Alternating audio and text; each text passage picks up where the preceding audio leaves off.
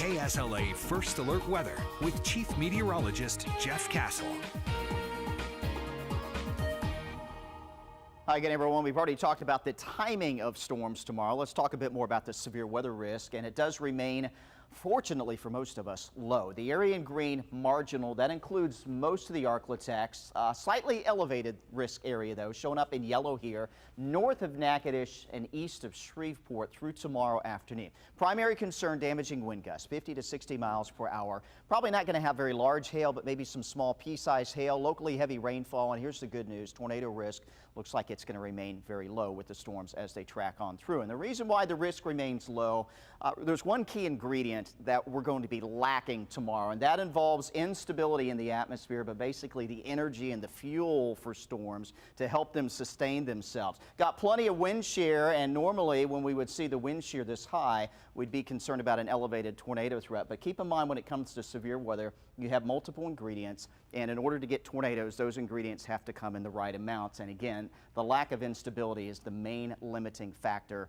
why we don't have a higher potential for tornadoes. Here's a look at it. This is the storm energy, so this is that instability. Still plenty of it back out here in West Texas, so they're going to continue to see some severe weather for the next several hours. So we put things into motion here. Still some storm energy near and south of Dallas around 7 o'clock tomorrow morning. But this never makes it into the Arklatex until the end of the day tomorrow. Here's lunchtime, all that storm energy south of us, and then late afternoon we get a little piece of it coming in through the eastern Arklatex.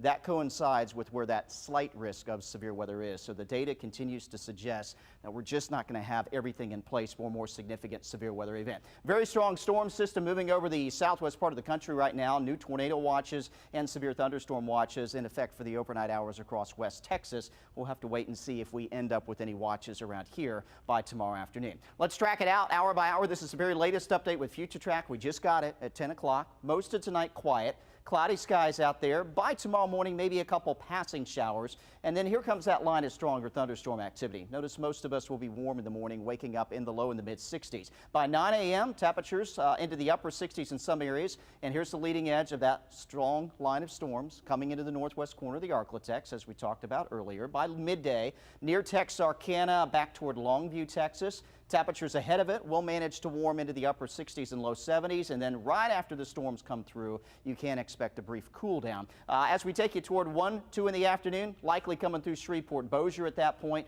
This line will continue to advance eastward, and notice after 4 o'clock starts to intensify a little bit. Sabine, Natchitoches Parish, Bienville Parish, over toward Lincoln Parish. Here's 6 o'clock in the evening, and the storms are intensifying, but this is happening as they are leaving the Arklatex, but hitting that area of stronger storm energy at that point. By 9 o'clock in the evening tomorrow, should be a done deal for us. We'll have a few more showers in here later Wednesday night, early Thursday. I'm not expecting any severe weather out of those. Continue to highlight Wednesday in red here on the First Alert 7-day forecast, not only talking about strong storms tomorrow, but very windy conditions outside of the storms. Wind advisory for much of the Arklatex. We could see some wind gusts ahead of this line of storms tomorrow that could be above 30 to 35 miles per hour. So just keep that in mind. If tomorrow's trash day for you, trash can might be in the neighbor's yard when you get home. Again, a few showers early on Thursday morning. Otherwise, we do dry out by Thursday afternoon. Temperatures still around 70. By the weekend, we are turning cooler. Friday, Saturday's highs only in the upper 50s.